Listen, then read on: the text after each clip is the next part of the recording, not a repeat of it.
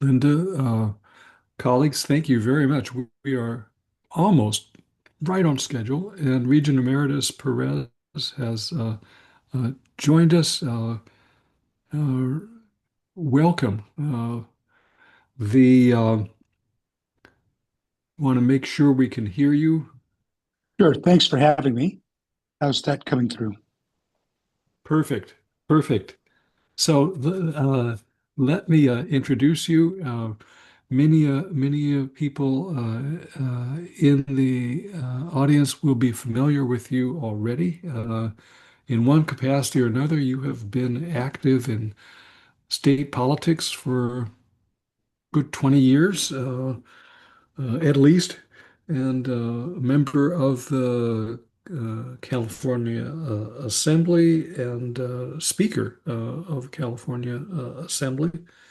And then, because of your sins, you were appointed a UC regent in 2014. And if that wasn't bad enough, um, you then became chair of the Board of Regents in 2019 and ultimately were paroled for good behavior and finished your service in 2024.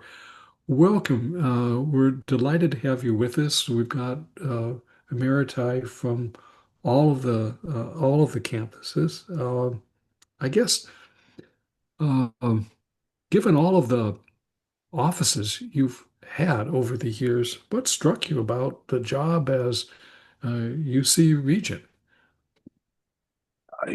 It's funny. Friends of mine from my undergraduate days at Berkeley said they were much more surprised that I would become a regent than that I would be the speaker of the state legislature.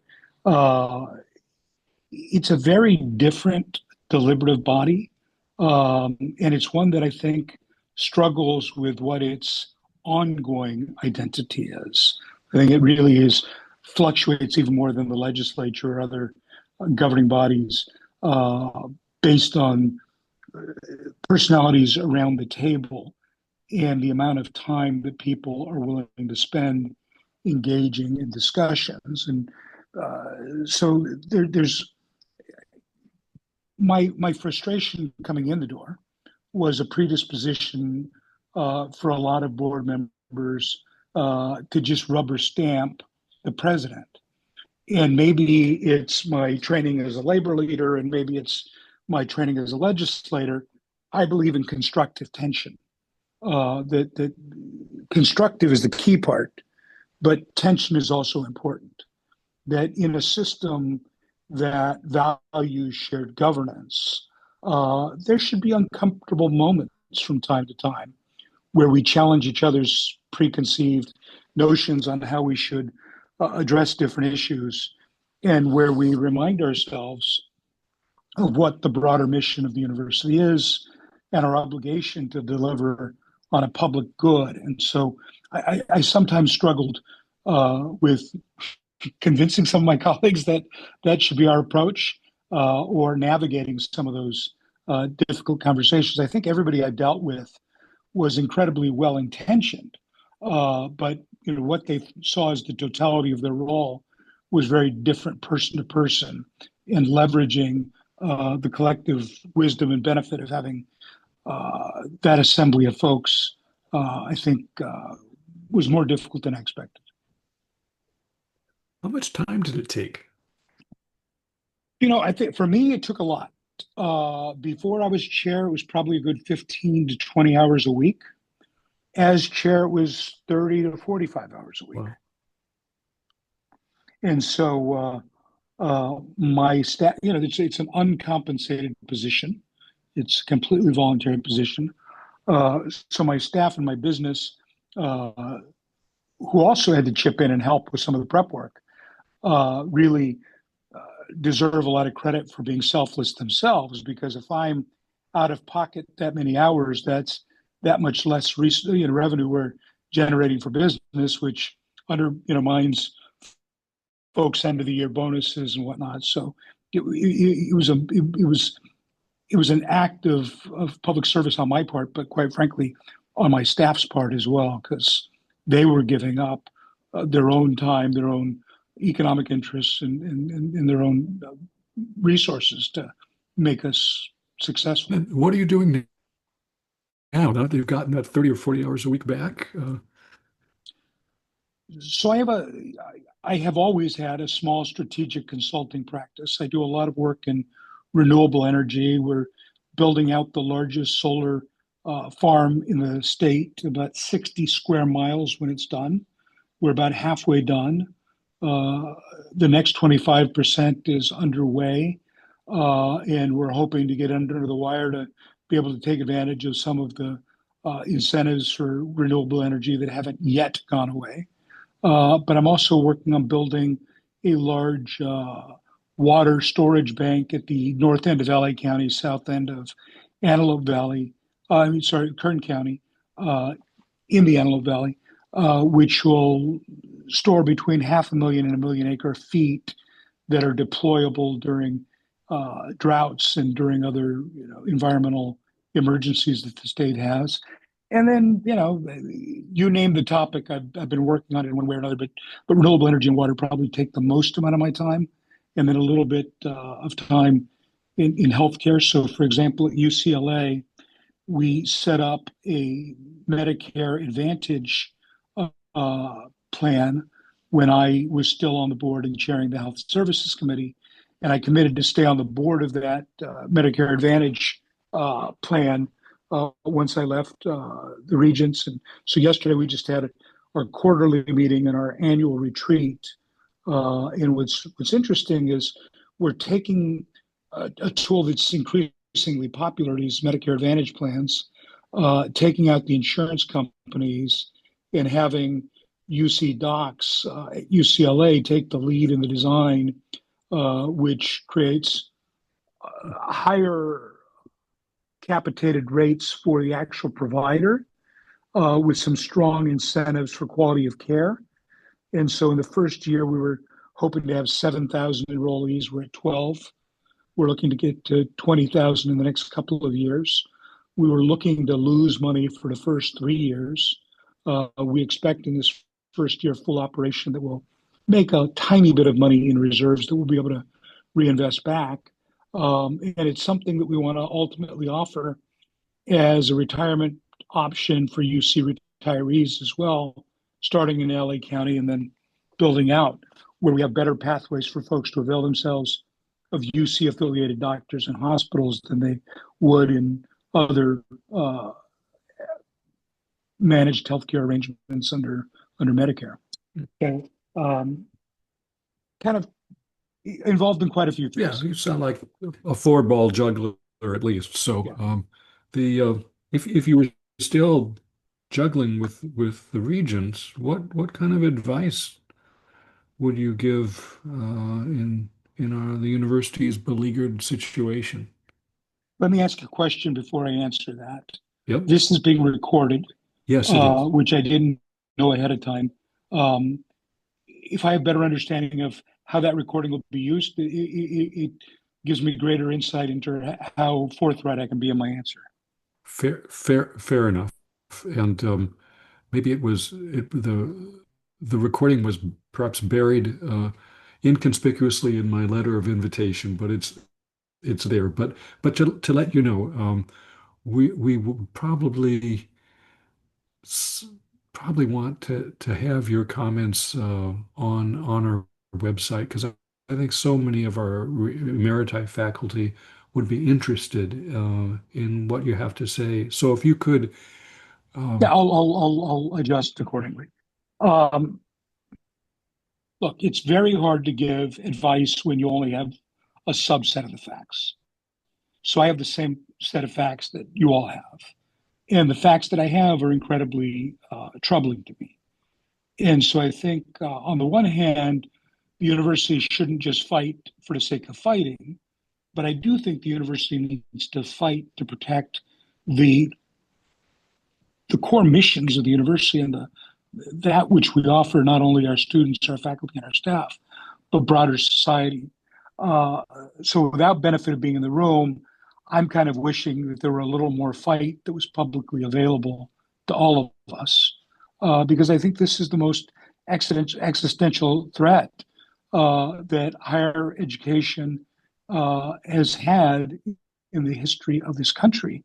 And I know that sounds like a lot, but it really is true.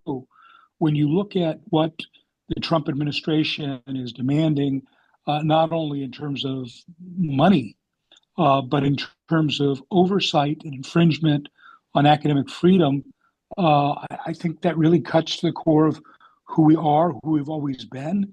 It flies in the face of the constitutional protections that California created when the University of California was created. So if you look at Article 9, Section 9 of the state constitution, one of the things that's very clear is that we should be free from sectarian influence.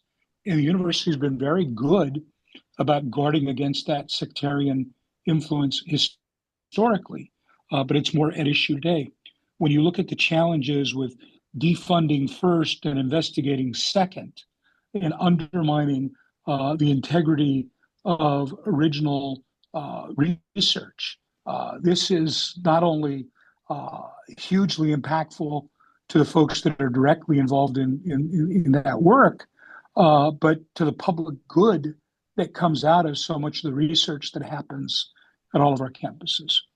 When you look at the chilling effect of what was done during the first Trump administration, what's being done now, and its impact on us being able to attract the best and the brightest from around the world, whether they're coming as our graduate students, our faculty, or just coming for a short period of time to collaborate with us, that has global impact. And we've seen it in other parts of the world at different points in time, where the attack on universities, the attack on basic science, led to a brain drain from a variety of countries. The notion that we'll be as successful as we've been historically in attracting top academics from around the world, given these dynamics, if they're unchecked and if we don't fight back hard enough, I think it's something that's very scary to me. So I wish there was a little more full-throated public response that was articulated. I think we've been a little too soft in having the talking points that just talk in general terms about the good that comes from the university, the economic activity that comes from the university. I think those are fine for normal circumstances. These are not normal circumstances, and I think that they really necessitate leaders going above and beyond in articulating what's at issue and how hard we're willing to fight to protect the integrity of our institutions. What about the state? Should we be doing anything differently with the Yes, state? yes. So it's good for the governor to say we shouldn't sign these agreements with the Trump administration. I don't like the fact that he threatened to withhold state support for folks, because I don't think it should be a question of picking which force you're trying to avoid getting pressure from. I think that the moral high ground was to just say we shouldn't sign off on these agreements, and they fly in the face of of our values and the integrity of the institution. But I think the second step should have been the following. Even with California's tough fiscal circumstances, I know something about them. I inherited the speakership during the height of the Great Recession and had to take us from a $60 billion deficit to a multi-billion dollar reserve. And I created the California Rainy Day Fund, which the voters then approved, and stashed away $18 billion that are Rainy Day Fund for the state. So the state's in tough times, but not historically so. It's a 2 or 3% swing, not a 50% swing the way it was during the Great Recession.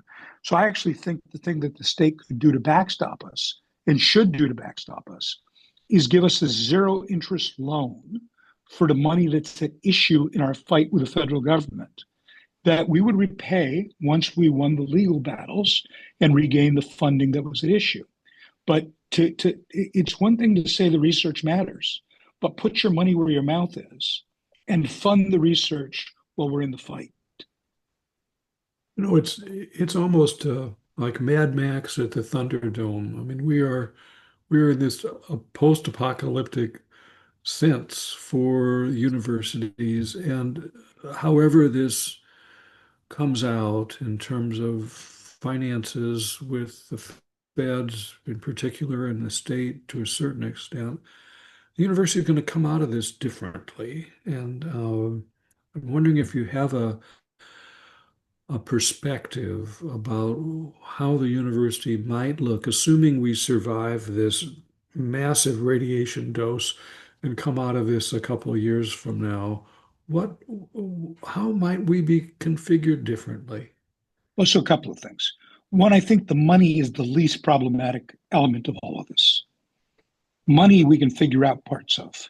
It's if we give up our core values and the structures that protect academic freedom. That's the most dangerous part. If we let this administration fundamentally change the complexion of what higher education looks like in this country, and quite frankly, what it looks like in the developed world writ large. That's what that's the biggest issue that's at stake. If we can protect everything else the university does and fight over money, I'll take that fight any day over any equivocation on protecting that which makes us special and that which makes higher education, and especially R1 higher education, so important. So how much we change is significantly first based on how much we concede. Now, it's my hope that in the end we concede nothing on these questions. And then so how much we change is what other protections we build around the institution going forward. This is an incredibly dark moment. We have to go in with eyes wide open on what we could do if a moment like this presents itself again in the future. I worry about what's happening at other places. I'm more optimistic that UC weathers this.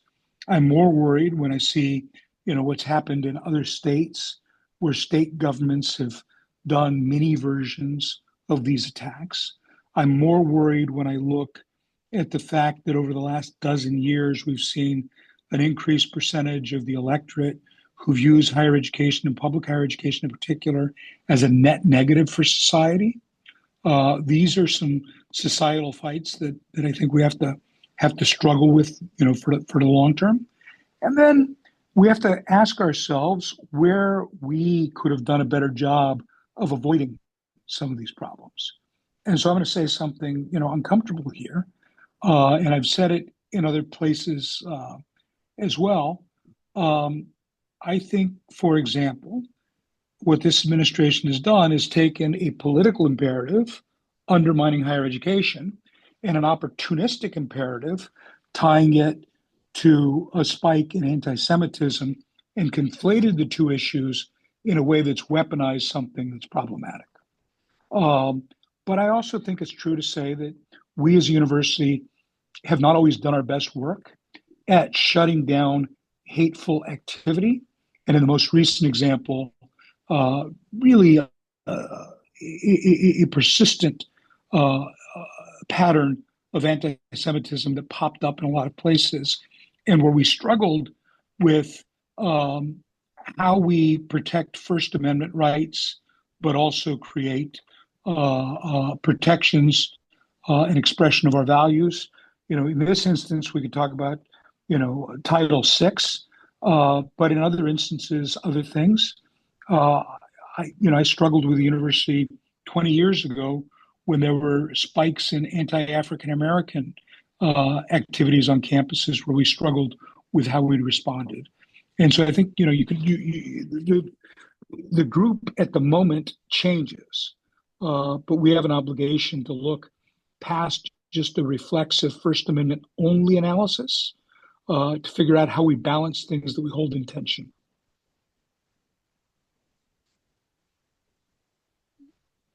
You've been very generous with your time, and I'm wondering whether any of our members want a chance to ask you some questions. If please use the raise hand function.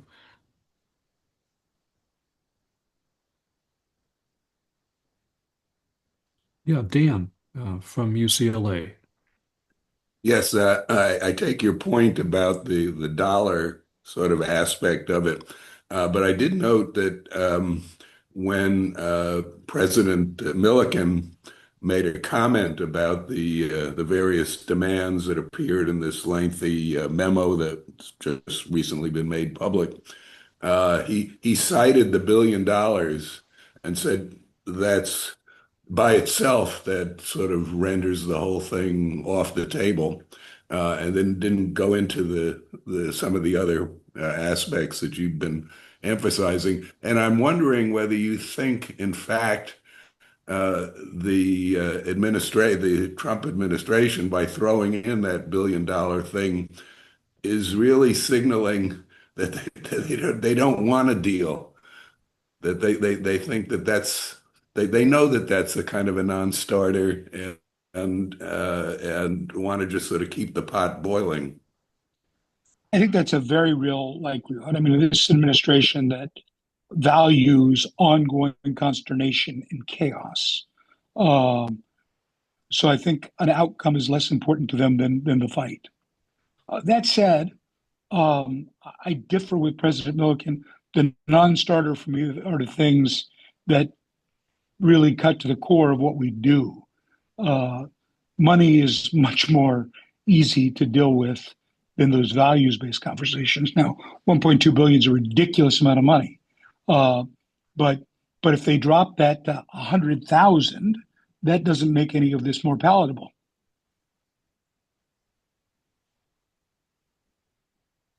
Other questions?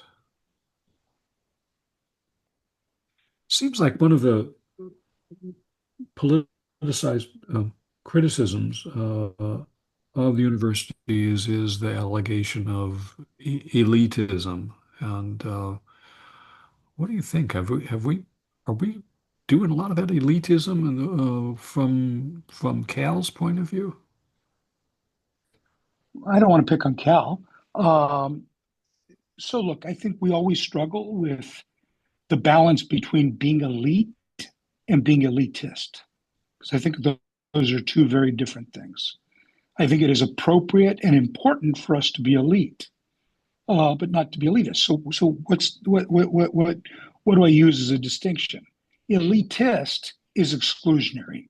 Elite is about how aggressive we are in excellence, and I think we can be aggressive in excellence and open at the same time. So elite is a good thing. Elitist is a bad thing. But I also think it's really kind of a long-standing narrative about a liberal elite. I think it's a long-standing uh, challenge, and this I think is true historically. And Mary Govain will forgive me for picking on the academic senate for a moment. Uh, Departments across each of our campuses have struggled from time to time with an imperative to replace themselves as opposed to figuring out what other perspectives and research and worldviews uh, might help us get to the next level in whatever area that we're working on. And so I think there's a natural human tendency to do a little replication. And I think um, that's left us a little vulnerable to some of the elitist talking points. But I think that it's more accurate to call us elite than elitist. Okay. Amy Blackjoy from Berkeley. Thank you. So it's such an honor to have you join us, and I'm hoping this is an easy question for you. Could you provide a highlight of your term as a regent? There were a couple. Um, Look, when I was in the legislature dealing with the Great Recession, you had massive disinvestment from university. So there was, in the first couple of years of the Great Recession, there was roughly an $800 million reduction in investment, and and that was hugely impactful on the operation. And one of the things the university did to survive that was year over year double digit increases in tuition. And so I was worried when I was still in the legislature, and I was on the board then as the speaker as well, that was creating hurdles, especially for middle class families, to send their students to our campuses. So I wanted some predictability. It's what motivated the rainy day funds, that we'd have fewer of these cycles, but it's what motivated me to fight to eliminate broad-based tuition increases and instead create the cohort tuition model that we enjoy now. So when a student gets admitted, we promise them and their family that for the next up to 6 years, while they're with us as a freshman admit, or 4 years as a transfer admit, their tuition will not raise. So you've got that predictability for family. But it also depoliticizes year over year adjustments. So we pegged it to no more than the CPI. So every year you can increase tuition for the new cohort of students by CPI. So you did two things at the same time. You created predictable, affordable models for students and their families, and you created predictable increase in revenue for the university. You did a third thing, is you actually made it more affordable for our poorest students because of our commitment to return to aid.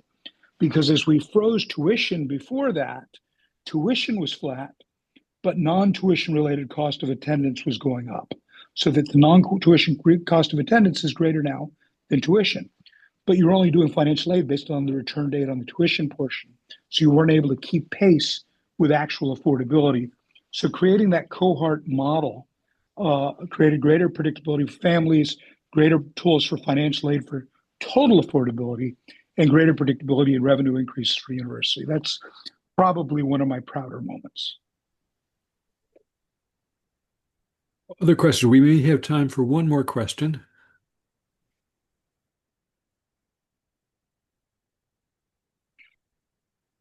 Do you have any last comments you want to send us off with? Look, I just appreciate the careers that you've all committed to this institution and your willingness to continue to be engaged to further the university. So thank you for inviting me to join you. Thank you very much for joining us. Appreciate your attendance. Thanks Take again. care. Bye-bye. Hello.